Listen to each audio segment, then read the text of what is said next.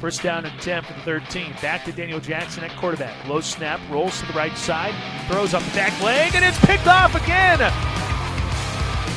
It's Nolan Ewing who trots down the far sideline, dives to the end zone. It's a touchdown.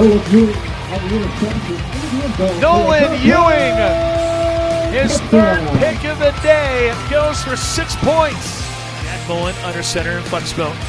Has the snap, 3-step drop, lobs it up, left side, Kevin Green, back in the end zone. He has it! Touchdown, Falcons! Arnold under center out of the flex zone. Gives out the Zach Dressler, who's here on the near side, to the 30, makes a cut in the middle to the 15, to the 10, stumbling inside the 5, and he's hit to the end zone for a Falcon touchdown.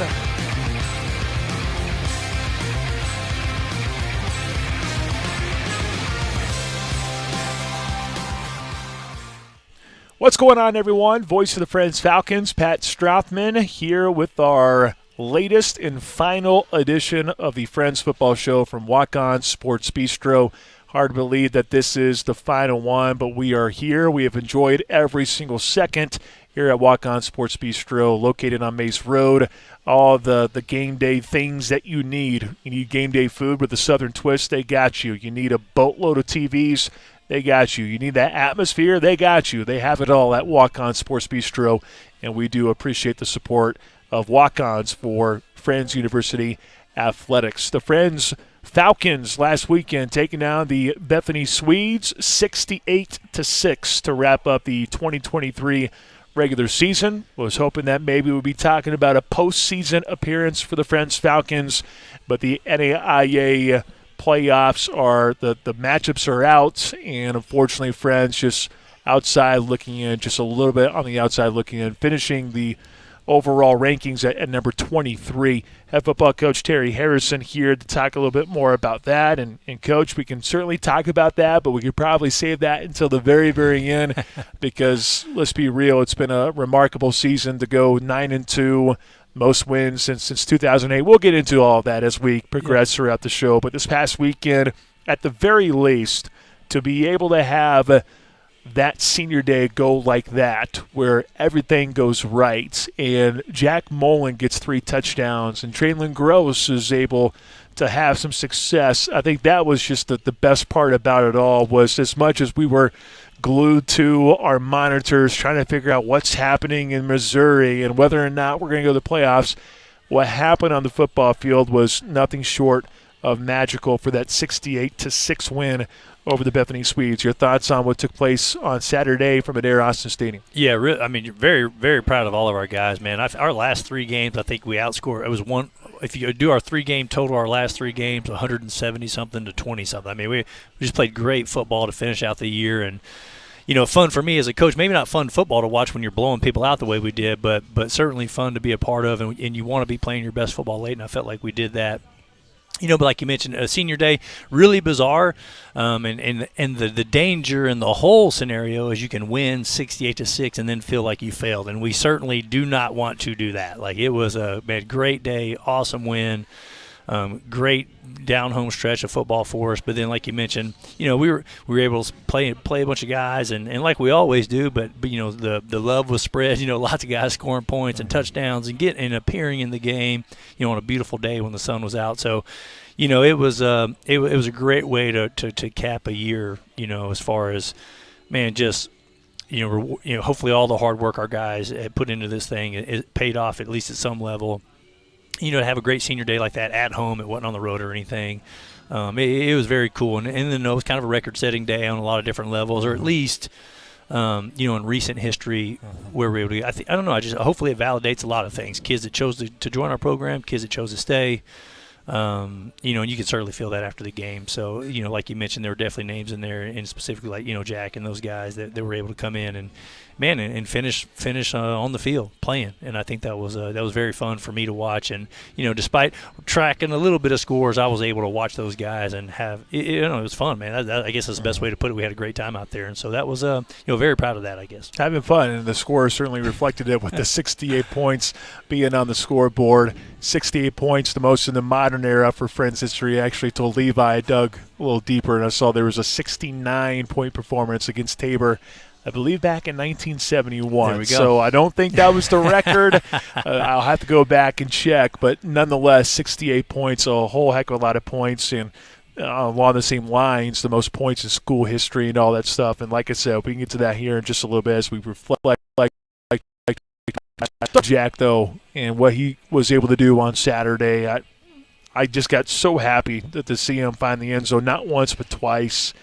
Finished with 39, make it 38 rushing yards, but he also threw a touchdown pass of 12 yards. For Jack Mullen to have more touchdowns than Cavante to wrap things up on senior day, that just has to be one of the best feelings in the world, not only for him but also everyone on the sidelines, and not to mention you as a coach, a guy who took over this program last year. You're trying to figure out what's going to happen with the quarterback position. Andrew Arnold and Jack Mullen split time. Andrew Arnold goes over the defense. Jack stays as a quarterback, knowing that he's got to be ready for his moment. And I got to say, I know Bethany might have been swapping out some different guys, but Jack was ready to rock and roll when he stepped on the football field. He was ready to score. Yeah, he has done, all of our kids practice, right? They get equal reps of practice and all that good stuff, and Jack has done, he's ready to roll, and that's all of our guys. It's kind of like we play JV games. That's how we go. I mean, our guys score a lot of points because they're ready to play and they're prepared and they work really hard during the week. And so it is cool.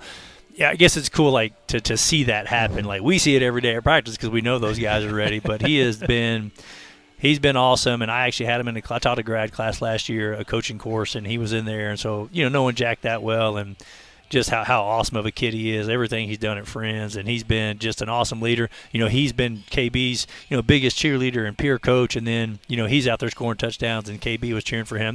That's what we want our program to be. We want everybody to compete. It's not selfish to want to play.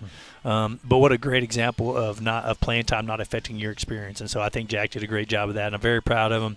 He's going to be a phenomenal football coach. He's a phenomenal football player, and it was definitely cool to see that. Friends football coach Terry Harrison here on the Friends Football Show on ESPN Wichita from Walk-On Sports Bistreaux. The Falcons wrapping up the regular season with a 68-6 win over the Bethany Swedes. 7 different guys finding the end zone, Coach. That's balanced at its finest. Cavante Baker with 176 yards on the ground and a couple scores. He also had 44 yards through the air. Zach Dressler in his final game getting a rushing touchdown. Traylon Gross getting a rushing touchdown. Keenan Rigsby getting 1 carry for 58 yards for a score. That's efficiency for KK. Elias Pino finds the end zone. You have Jet Cheatham also finding the end zone as well. 7 guys recording a rushing touchdown. That's pretty darn good. And Lake and Cloud has finished with 150 yards on the ground. Yeah. However, he didn't find the end zone. But maybe there's next year. Maybe that's just a little bit of bait for Lakin to come back for one more season. Yeah, very cool. It's what you mentioned. Like, balance can be a lot of different things, but for us, balance is spreading the ball around among the team. And we've had guys that have had huge games. I mean, we've had some guys that have had some individual stand-up games. But if you look at our season as a whole, points and touchdowns have been spread pretty good. Obviously Cavante's had a pretty special year, but not even necessarily by just carries. I mean, it's been spread out pretty good. He's just made some really big plays. So that's what we want to be, and I think that's I think that speaks a little bit of the team culture because it isn't about one person. It really is about everybody doing their job, and if you. Just as important as carrying the ball is blocking for your teammates. And what this group, I mean, honestly, in my career, it's been the best I've ever had as far as embracing that and really just, showing that every Saturday. So, yeah, it was, a lot of touchdowns scored Saturday, a lot of fun. Gave KK a big hug. That run was awesome. I didn't realize that was his only carry. That's what's really funny. Should have gave it to him again. Look, he found the end zone twice. Yeah. All right. He had a receiving touchdown. He also had one on the ground. So, hey, 2 touches of the football, 2 touchdowns. I think KK will take that. Yeah, I think what happens, there really is no lies here, man. What happens is we rotate guys a lot, right? So you don't know who's in the game. we're just watching the defense, and it's just like, oh, this play is going to work, and it's like whoever's in there is in there, and so sometimes that happens, like you really I don't know if it probably may not feel like that as a parent sometimes, but I promise you, like we're just looking how the defense lines up, and it's like, hey, they can't stop this, so let's run it, and whoever's there is there. So that's that's kind of how it goes sometimes, but those guys did a great job for sure. Yeah, no doubt. Now, the defensive side, you have not one but two guys in double-digit tackles, and they're both the safeties, Nolan Ewing and Jacoby Smith, able to bring the lumber a little bit. I know Ewing got himself another interception, and that's the first thing I told Nolan at the end of the game. I walked up, I was like, it's only fitting for you to wrap up this season with a pick, right? Yeah. It just feels right. And then I go over to BG, and BJ's like, man, I should have had another pick six. I'm like, yeah, I mean, it probably should have. And he recognized that right off the bat. But, of course, BG, anyone that's going to throw his way, it's a little bit tough there to try to slow him down. So I just thought those two guys in the secondary, specifically Nolan and Jacoby, they both played exceptionally well out there on the football field. Yeah, Nolan, those guys have done awesome, and that was our most experienced group. I know we've mentioned that on the show before, but Nolan has been an awesome player in this conference for a long time. But for us, has been just an awesome leader, man, just a blue collar type of guy. But Jacoby's been fun. Jacoby has played his best football in the last couple games. He's done a great job, but he has looked, like a completely different player, specifically the divisional games. Just you can tell getting comfortable with the system, and right, wrong, and different is where he's at today. We actually did some different stuff last year on defense. So anyway, he looked awesome, man, and he was out there, man, flying and striking, and so proud of him, and awesome kid who's a senior, and has another year eligibility, but we won't even – we're bringing that out on the radio, Jacoby. Come on, man. You're playing your best football. 10 more games. 11, whatever it is, 12, 13, 14. But, dude, he – Hopefully 14. Yeah, exactly right. I had to do the math there fast. But, he seriously, very proud of him. It was awesome. Got to – his family was there, and all those guys, all these seniors' families were there. So it was very cool to watch him play. But I do think Jacoby was – he was flying around and striking like a linebacker from a safety position. And Nolan was too, but definitely, in my opinion, Jacoby – finished with the best game of his career as far as tackling goes. Yeah, I think you're on to something there. Terry Harrison, head football coach at Friends University, here on the Friends Football Show on ESPN Wichita from Walk-On Sports Bistreaux. As you brought up all the seniors, what's it like as a coach when you have all the seniors line up and they walk out? I know I was talking to Coach Mike Grossner, and next thing you know, Rob Ramsire shows up, and I'm like, all right, so now it's no longer a you and I conversation. Yeah. Now it's us three. And the next thing you know, here comes Terry Harrison sprinting on over saying, hey, Coach, how's it going? And Coach Grossner's like, where's the flowers? And you're like, well, we don't do flowers. We don't do that. And Coach is funny because his comment was, well, shoot, maybe we need to start doing that. It's going to make our players tougher if that's the case, which I thought that was just the funniest thing in the world. And it was good talking to Coach Grossner, who's the new coach in the league. And I think there's going to be some talent that's going to be out there in Lindsborg for very, very shortly because I just know his pedigree. But what's it like, though, on senior day, having, as you brought up, seeing the families, seeing the parents, and seeing the siblings, just seeing everyone out there on the football field and seeing those guys kind of walk across and all that stuff. So what's that moment like from your perspective? Yeah, I think it's honestly for me, one of the hardest moments, not from even from an emotional perspective, but just how do you sum up in a short pregame all the thanks and gratitude that we have for these guys? And I've always honestly really struggled with that. Like, how do you can't thank somebody enough for – football's such a physical, violent game. They're laying their bodies on the line every Saturday. All the lifting, the year-round prep for these few weeks that really matter. And we try to talk to the team about this. Like, look, man, I'm just not – number one, I'm not a sentimental guy. But number two, like, how do you – there's no level of sentiment. I can't see Coach Harrison crying. No, I'm not that guy. I don't do that, yeah. But it is hard. Like, how do you thank them enough? And I don't think that you necessarily can. And so – what we really try to do is, over the course of their careers, treat kids really well and tell them how much we care about them, how much we love them, how thankful we are for them. And so you hope you do that over time and kids know and understand. And I think our guys definitely do. But it definitely is special on those senior day. Really, as much of anything, that's for families. And what we want is make sure they understand that we appreciate them, and it really is about way more than football. And so when you get connected, it can feel like the end of something, but it's just a change. It becomes, now these guys become peers of ours and friends. It just changes that relationship a little bit, as opposed to a coach to a player. Now we're peers, and they're guys that are former Falcons that laid it on the line and really, man, sacrificed a ton and invested so much to build something we can be proud of. It is really, I guess, that to answer your question, man, it is so hard. And you tell families that it's just a really bizarre experience, and it's never enough, by the way. I mean, it's almost embarrassing a little bit, because how can you put it into words? And so I hope the families feel that, because we're so thankful for them. And I am so proud. It is, 9-2 is awesome. Everything we've done, man, we're knocking on the door. We're headed in a great direction. But we are thankful for these young men and all of them. And every one of them contributed in their own way. And my hope is that they can be very proud of that commitment. And I think they are, knowing those kids.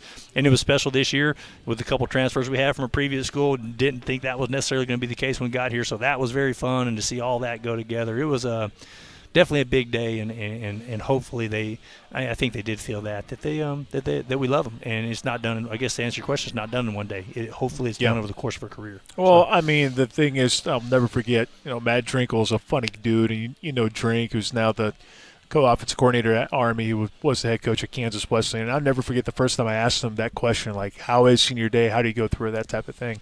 And it's so funny because the first thing that he kind of says, and he says it jokingly too, in the most Drink way possible, he's like, yeah, because now our relationship goes from player to coach to just being buds. He's like, I can't wait to have beers with these guys. And I'm like, okay, maybe that's not the way it works for everyone, but it's so true though, because you make that it's like you cross a bridge, and when you cross that bridge, it's like now things are very, very different. And now you've seen these guys grow into young men, and now they're going to go on and go on to do bigger and better things in the game of football, which that's the ultimate goal, is when you get these guys in, yes, they're football players, are doing this, but you're hoping when they get done, they're ready to go into the real world and really shine as young men in a community, no matter where it is, in Wichita, back in their hometowns, whatever it might be. That's the ultimate goal in the future. Right. That's exactly right. And what you want is, There are some programs that are based so much on an individual, right, a dynamic personality at coach or something like that, right, that it does revolve around that one sole personality, and the program becomes about that. And so what we work really hard to do is, this is not about Coach Harrison or Coach Kemp or whoever. It really is about Friends University, the entire community of Friends University and all the, everything that means. And so what you hope is when the kids leave here, that's the connecting piece for the kids, or the graduates, right? The guys that are done, that they're connected to friends long term. And what happens is sometimes as a senior, they probably don't even realize how much this experience is shaping their life, because it's like all of us, right? You just don't know until you move on and do other things. And so some of all the payoff for this experience and the things they did in football at Friends University, some of that we have to wait a little bit for them to experience. What does it mean to them? And so we hope when that day comes, that when they look back, it is about Friends University and the complete experience between professor relationships.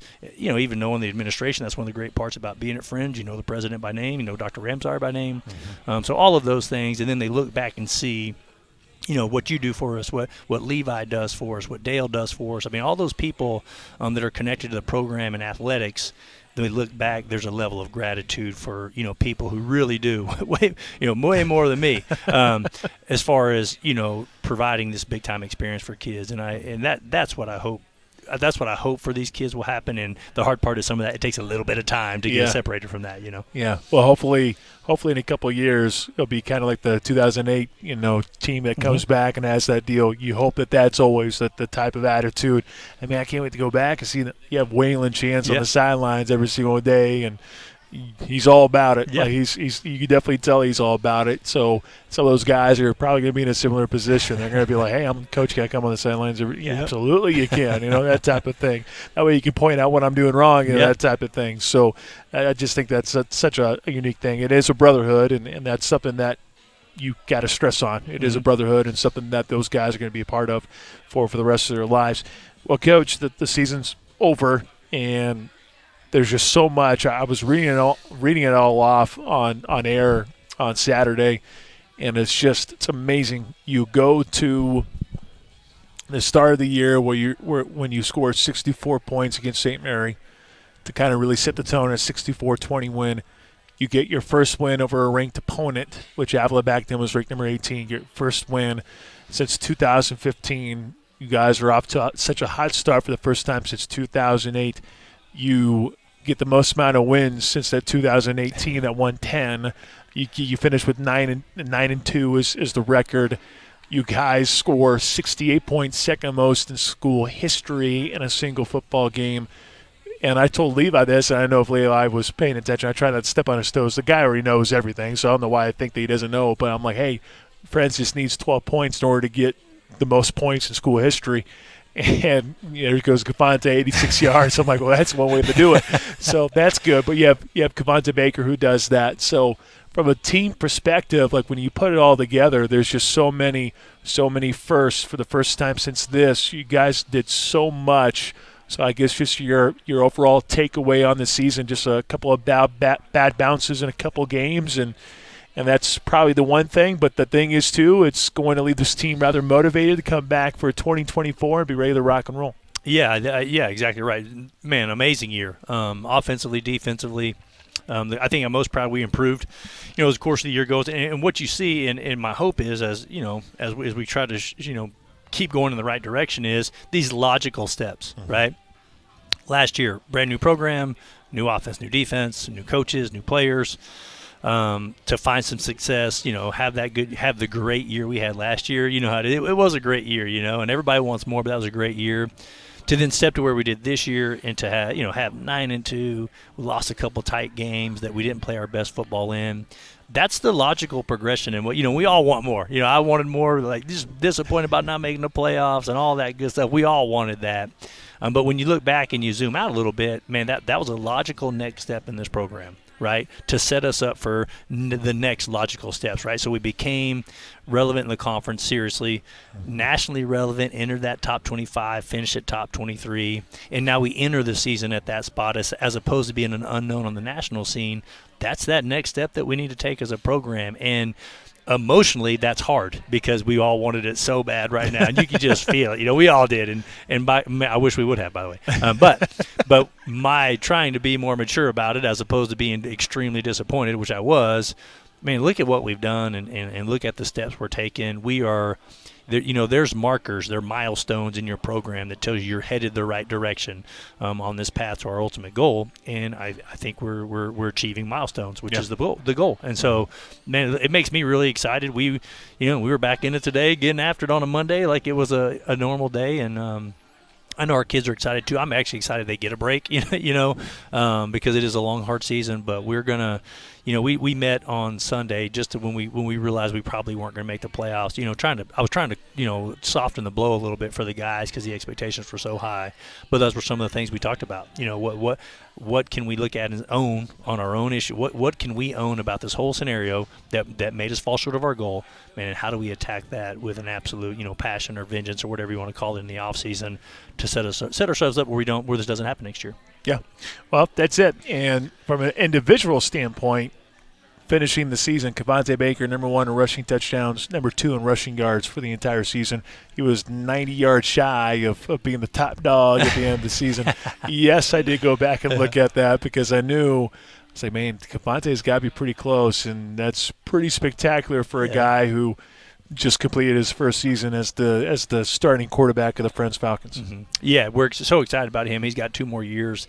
And all that means, our guys did such a great job blocking, and obviously he's electric, man. I mean, I've been watching him do that so long. It's just like, second nature. Yeah, it's like, that's what he does, right? Like, I was not surprised, but I think that it leaves nothing but it leaves so much room for more excitement, right? And what it really means is when you look at everything we have returning, everything we're able to do this year, both offensively, defensively, special teams across the board, continuity of staff will be there. When you look at that, man, it's so exciting for the next couple years to come as far as what we're going to be able to do, and we're going to be a part of some really big moments. So as cool as Saturday felt, looking at those screens, seeing what was going to happen, that's just the scratching the surface of the big moments that are coming. And so that's very, very exciting to me, despite a little bit of disappointment and wish we would have made it this year for sure. Yeah, well, that's the thing. It's milestones. I listening to Lance Leipold in postgame on Saturday when KU lost to Texas Tech 16-13, and Yes, I'm a KU guy. Of course, I'm going to be paying attention to KU. But, like, that was the thing, like, watching, like, broadcasting the game. I was like, well, it's probably a good thing I'm not watching the football game because my heart's going to be broken, and sure enough, it was. But after the game, in addition to Lance Leipold saying, hey, I failed as a coach and you need to give these guys whatever, I felt like what he said was so perfect, and that is sometimes you want, like, you have these steps that you got to do. And sometimes we get caught up in doing, I want to go from step A to step F super fast. Yep. I want to skip B, C, and D and get the F. It's like, that's the thing, is like we're getting better to where we're starting to focus on all these different steps, but like that's still where we got to go. We still got to go A, B, C, D, and then get the F. We still got to focus on those other ones before we get to that point. And like listening to that just makes me think of, you look at this season, I know the expectation is to win. That's always the expectation. But to go from 1-9 to 9-2 to have 4 wins last year, I just kind of felt like this season was supposed to be another stepping stone, and that's I know it's going to hurt for some people, especially the seniors that don't get a chance to strap them up for next year, and my heart goes out to those individuals for sure to be that way, Trey and Keegan and Traylon, and so many of those guys, because those guys competed so hard and have done so well over the course of the years, but I can't think of anything better than that. When I heard that after the fact, of my boy, if that wasn't a way to describe what it felt like this year for Friends, it's a nice reminder of sometimes you do want to get to step F without doing B, C, and D, and so on and so forth. Right. Well, like, I mean, that comes from guys who won 7 national championships at the small college level, right? So he clearly understands that, and what a great example, right? And so that's kind of what we're talking about, logical next steps, you know, if you want to call that A, B, C, D, E, or just calling it logical next steps, step 1, step 2, step 3. And so a little bit of that, as you know, last year we went into the season with so many unknowns. One of the things we talked about last year was we've got to learn we got to go through hard times together. We've got to learn some hard lessons together. And while we didn't have as many hard lessons this year, we sure learned a hard one at the end. Everything matters. Every game matters and all that good stuff. So as hard a pill that is to swallow, as a program, we learned a hard lesson together as families, as coaches, as kids. I mean, the whole program, we learned that together on Saturday. And unfortunately, sometimes the only way to learn that lesson is to go through it. And so what you find out, you know, it's the whole the sun comes up tomorrow. The sun came up. We learned that lesson, and we're gonna learn from it. And I say this. I hope to not sound arrogant. Nothing's going to stop us from achieving our goals. And I say that. I really mean that. I believe that to my core. We're achieving all of our goals that we've set forth here, and that includes winning playoff games and competing on the last weekend. As much as it hurt Saturday, that's going to help us achieve that goal. And so very, very proud of that. Proud of the families, parents, everybody that's a part of it. I hope it was a lot of fun. I certainly love watching our kids play, and as great as they played on the field, absolute studs off the field who are, you know, amazing human beings, and they represent us all, you know, so well. So appreciate you and appreciate everybody at Fringe University. And, you know, while we're disappointed now, man, what a great win, 68-6 or 7-6 or whatever it was. And that's going to propel us forward. And I promise you, when we get back going, nothing's going to stop us from achieving our goals. It's like Coach knew that we were running out of time or something. Coach, greatly appreciate your time as always this season. It's been fun watching this program grow, and looking forward to year number 3 for Terry Harrison. Appreciate it. Yes, sir. Thank you. Terry Harrison, head football coach at Friends University, here on the last Friends football show on ESPN Wichita from Walk-On Sports Bistreaux. 68-6 being the final score on Saturday against Bethany. And now the Falcons, they turn their attention to the offseason, maybe a little bit sooner than what we would like, but regardless, a heck of a season, going from 1-9 a couple seasons ago. Last year, 4 wins. This year, 9-2, most wins since 2008, most points scored ever in a single season at Friends University. And I can go on and on and on with a list of accomplishments for this year. Not going to make things feel any better, though. Not going to make us feel any better about not being able to make the playoffs. But the nice thing is there is big things on the horizon, and certainly looking forward to it in 2024. Thank you so much to Walk-On Sports Bistreaux. They've been great. This has been our site every single week for the Friends Football Show. Really appreciate their support, and we hope that we can do it again next year in 2024. On behalf of head football coach Terry Harrison, I'm Pat Strathman saying so long from Walk-On Sports Bistreaux. Coming up next, another edition of the Friends Basketball Show, this time with Phil McClintock.